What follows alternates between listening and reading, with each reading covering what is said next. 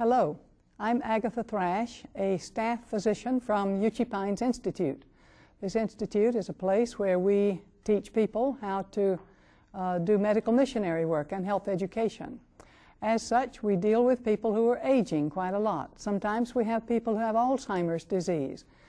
I suppose that part of the body that we hate to see aging the most is the nervous system, because that brings with it a lot of loss of function. And for the next half an hour, we'll be talking about aging of the mind. Maybe you'd like to join us. The following program presents principles designed to promote good health and is not intended to take the place of personalized professional care. The opinions and ideas expressed are those of the speaker. Viewers are encouraged to draw their own conclusions about the information presented.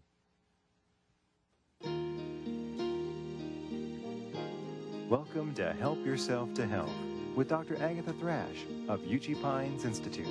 And now, here's your host, Dr. Thrash.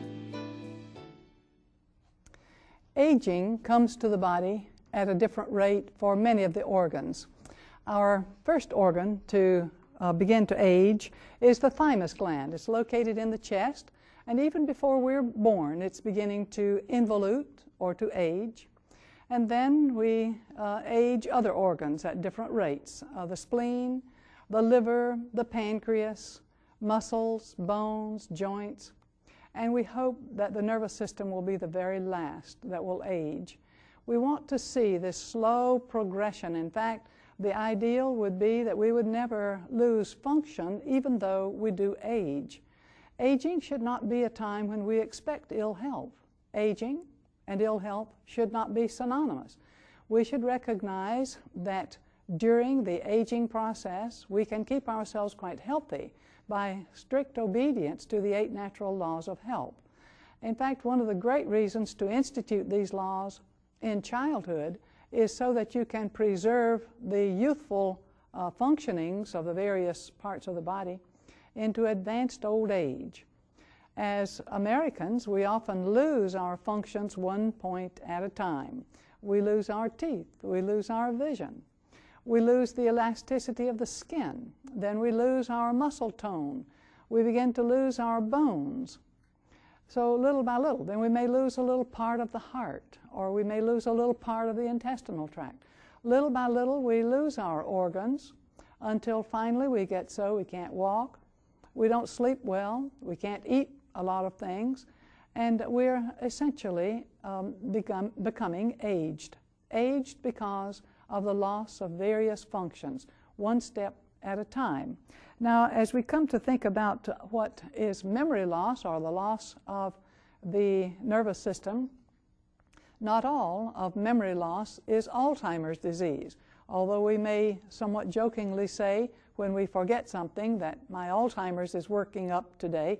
We should not say that, because it may not be that we have special forgetfulness at all. In the age of 20 or 30, we may have as much forgetfulness as we have at 50 or 60 or 70. But because at 60 and 70, we think that the person should be beginning to show signs of Alzheimer's, any forgetfulness at all, or any lack of planning or loss of memory of how to do some function, we begin to be worried and we begin to think, is this Alzheimer's? Now, if a person has a serious loss of memory, then we should not just immediately label it Alzheimer's, but look for some other cause which may be treatable. A treatable cause, not recognized, may cause the person to get to a position where they are really crippled with the mental functions, and of course at that point they then have a serious difficulty in returning to a place of functioning. Let's talk about one of the commonest causes of the loss of mental functioning, and that's atherosclerosis, or hardening of the arteries. We have 2 carotid arteries that are the principal sources of blood flow to the brain. We also have 2 vertebral arteries that go up from the back, but having 4 arteries altogether that supply the brain. And we can get hardening of the arteries in any one of those, or in all of those. Or we can have a fairly clear carotid artery system, and the hardening of the arteries can be inside the head without a lot of significant artery hardening lower down.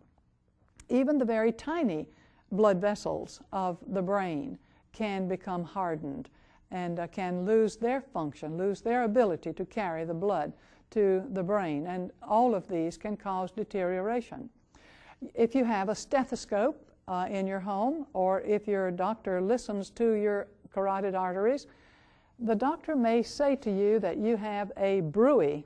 It's spelled B-R-U-I-T, which means a noise or a sound made by the blood as it swishes past some obstruction or partial obstruction in your carotid arteries.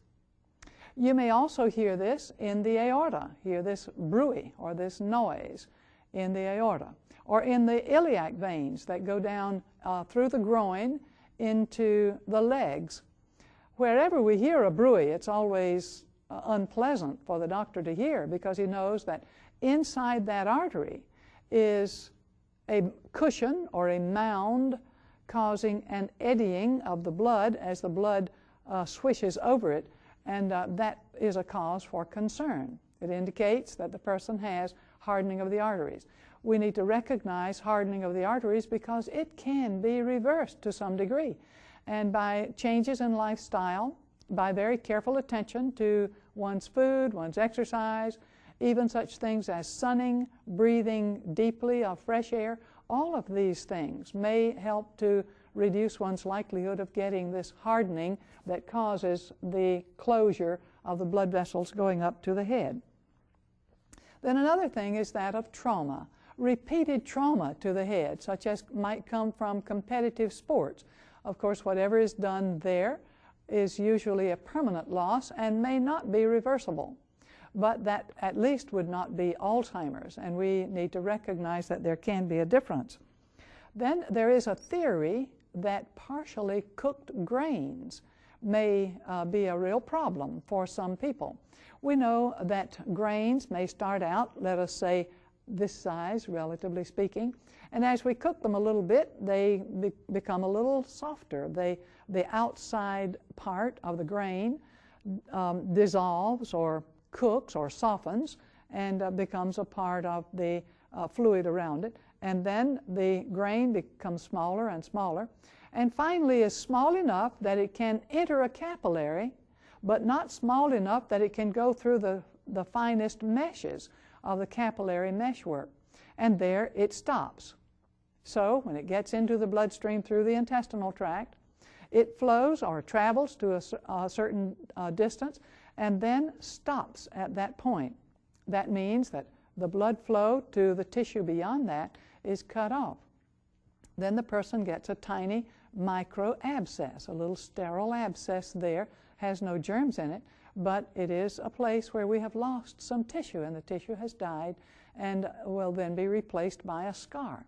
Now, interestingly enough, the radiologists tell us that after a person passes about the age of 30, they have many tiny scars called lacunar scars in the brain, and these are postulated by some researchers to be caused by partly cooked grains. So we need to recognize that this may be a thing of prudence for us to remember to cook grains well. Several hours of cooking are required to properly cook grains that are used for cereal or mush, such as rice or oatmeal or corn grits. All of these require several hours of cooking before they are ready for a person to eat.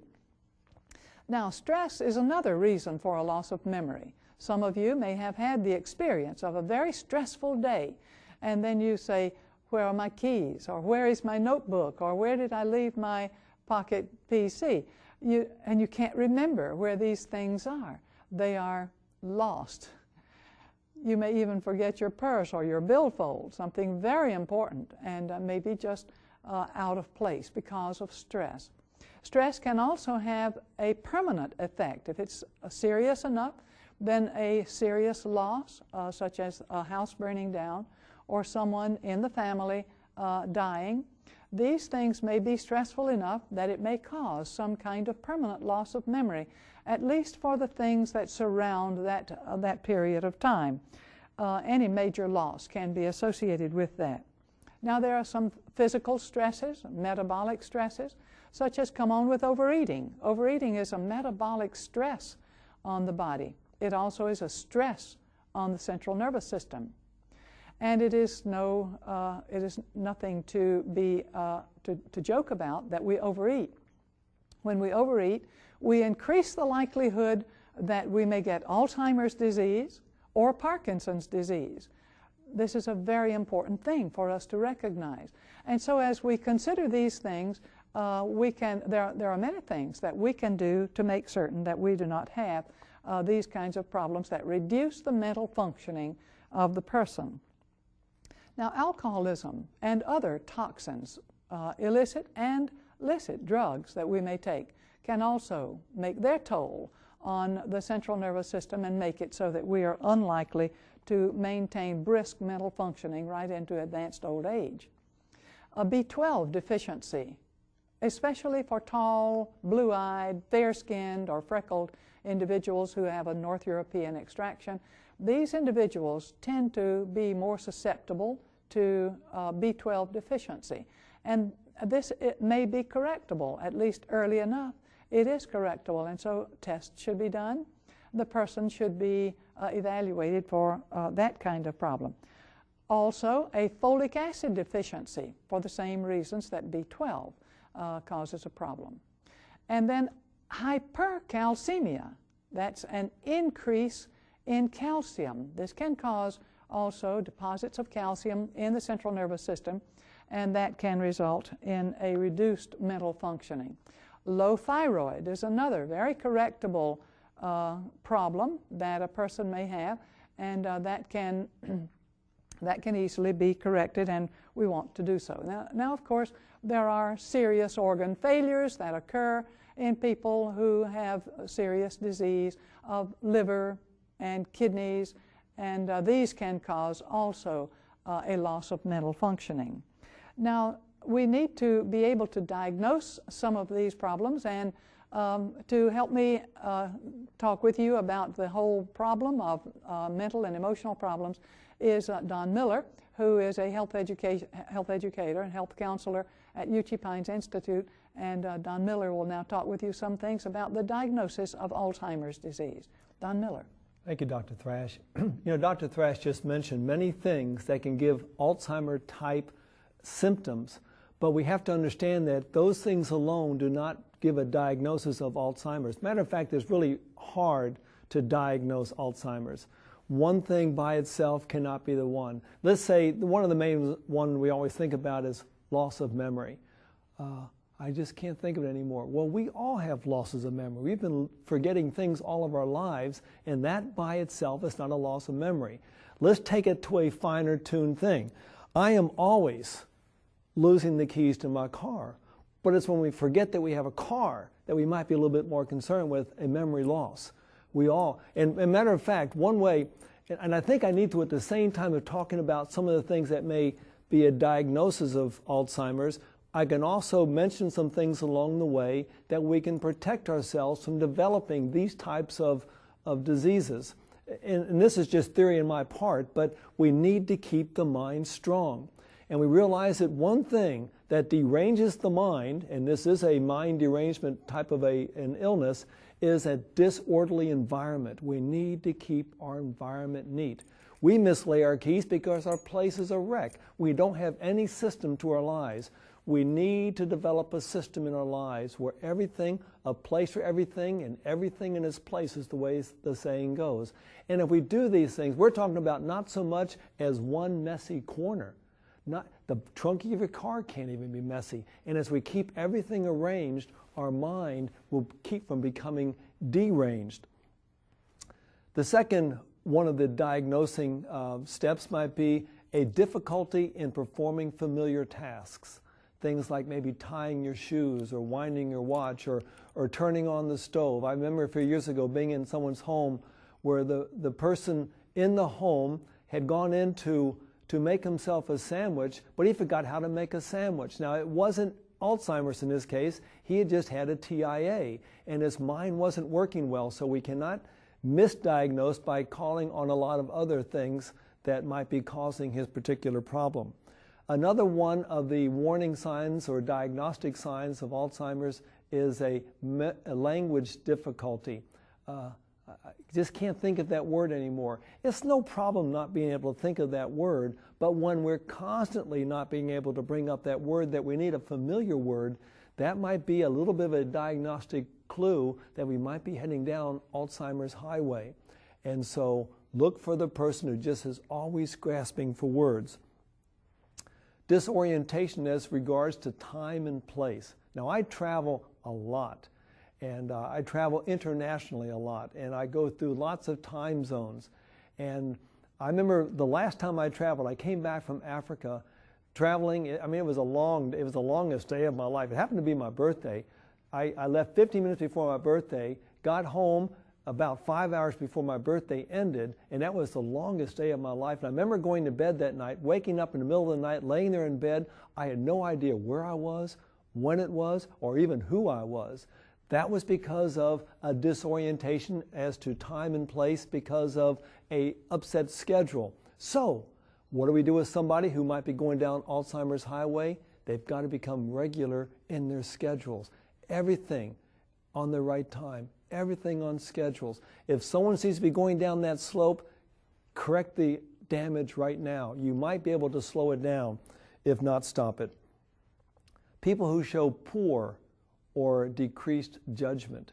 Now, most of us show poor and decreased judgment all the time, but someone who's been consistently of a good judgment all of a sudden starts making poor judgment choices.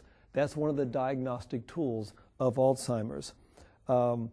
Problems with abstract thinking, another one of the diagnostic tools of Alzheimer's.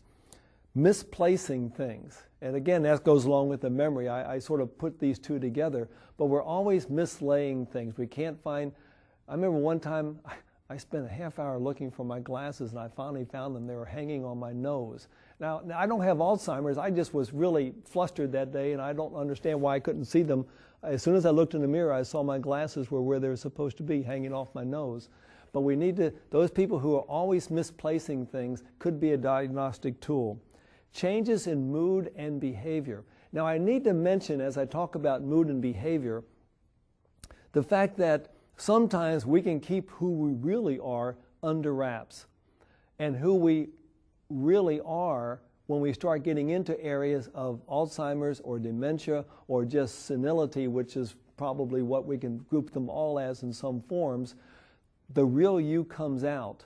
I remember my great-grandmother, 1969, she was lying in bed in home. She was in her upper 90s. She was the most beautiful woman in life. And there she was, laying in her bed, and I went in to see her, and she says, "Oh, Donnie," she says, "get my purse. I've got $1 million in there for you." That was my grandmother. That's the way she was. She never had anything to give me, really, except for her love, but she wanted to give me everything that she had. And that's who she was. And as we get into these areas where we start to lose that mental control over who we are, we become who we really are. I like that saying, you may not be who you think you are, but what you think, you are. And so allow the Lord to change that character now so that when the day comes, and it may come for some of us, that we start losing that physical control, that mental control over who we are, what we then are is a pretty nice person still. I remember walking through a nursing home years ago, and in Oklahoma, where I was going to graduate school, and the lady she used to invite me home for lunch every day. Now, this lady was 89 years old. Every Sabbath, she invited me home for lunch, and she'd spread the table. I've always been thin. They're always trying to fatten me up. It's great to be thin. And we'd walk in there, feed me all this food. Then we'd go to a nursing home where she took care of people. And I remember walking down a hallway, and there is this lady over there in one of these rooms, rocking in her rocking chair with one steady stream of profanity coming out of her mouth. It was frightening.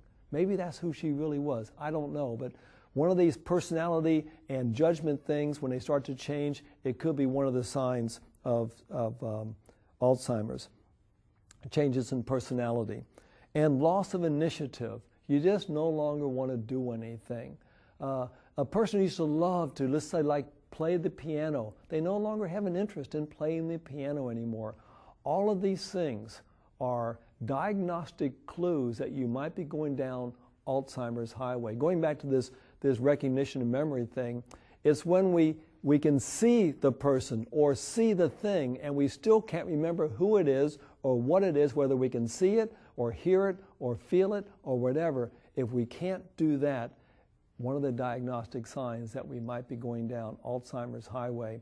There are things we can do to maybe slow it down, but whatever the case is, we need to be aware that it's happening, because we've got to be ready for it too. If we're not getting it, if our loved one is, and I'll talk about that in a few minutes. Dr. Thrash. Mm-hmm.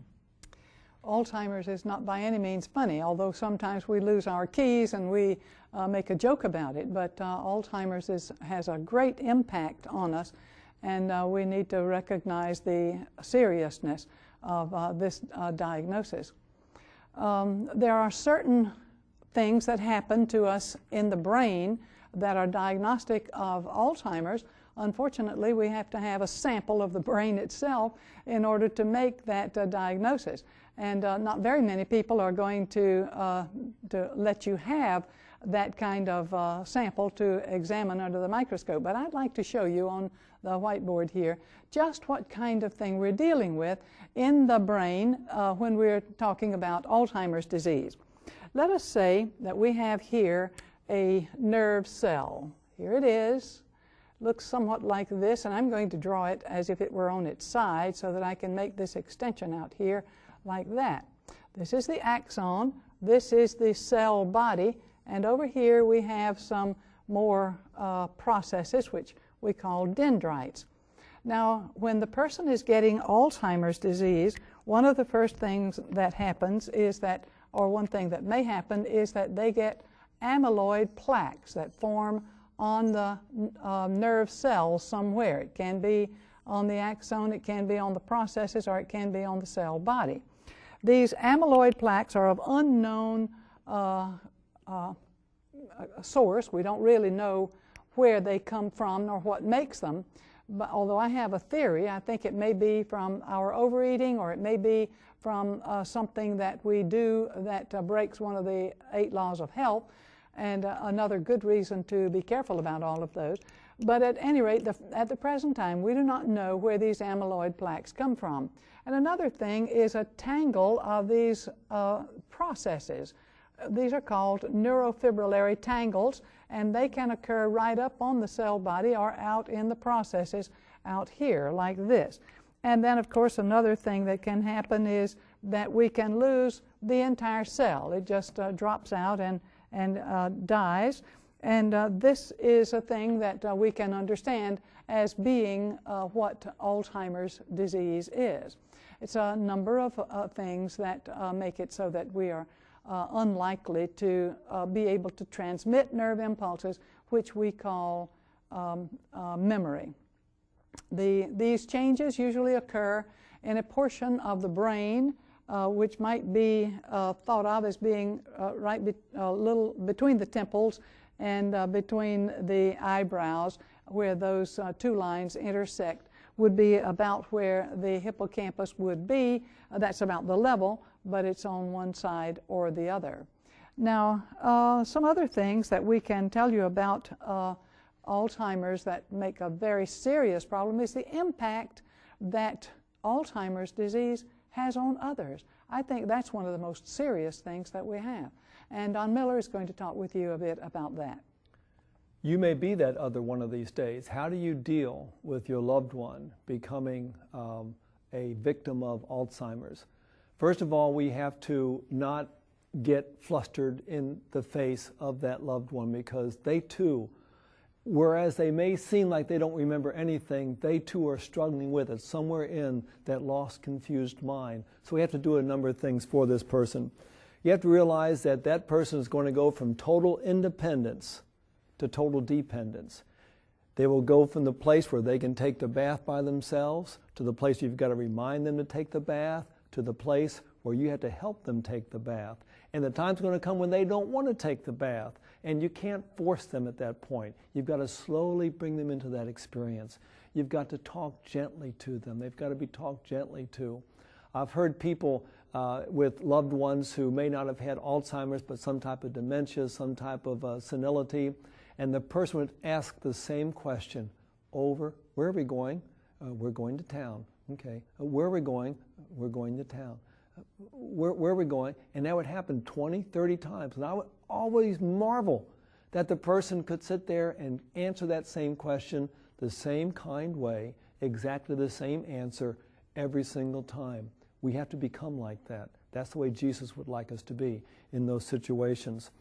We have to make sure we ensure adequate time for all the tasks that have to be performed. If we have to go over here for a purpose or over there for a purpose, don't think you're going to do it like you did it last week or last year. It's going to take a little bit longer to get there, a little bit longer to get out to the car because the person's going to be a little bit more afraid of falling perhaps. You've got to install some grab bars and some protective things in the home for the person who is going down Alzheimer's highway.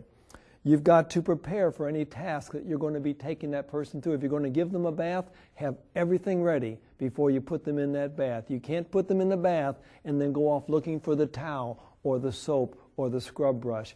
Everything has to be there. They cannot be left alone, especially in situations where it could become rather dangerous for them. And please, protect their privacy. Understand they need that time of privacy. Even though they may seem like they don't know what's going on around them, you have to give them that private moment. Protect them. Don't make fun of them. I've seen people make fun of people who are becoming senile. It's not the time. It's not the place for it. These people are to be loved as they loved you when they had their full minds. Take good care of these people, and it'll be a whole lot better. And then you have to, as I've already mentioned, make sure you've got a rigidly regular schedule for that person, and tell them, even while they're getting into that experience, that they have to always put your keys here and your water's always going to be here. Set up a routine so that they will get into a routine, and it might be a little bit better, Dr. Thrash, as they go down that highway. Yes. We look at the aged with respect, and yet we must treat them often as children, which is a very difficult balance for people to take. Those who take care of them have to balance between the respect and the love that they have always had for them, the privacy that we know they must have, and also the care that we must take over them as if they were actually children. They may not look at themselves as being helpless, but they often are helpless. They often need everything done for them. They may even need you to answer questions for them. And so as God gives you the grace, deal with these people with respect.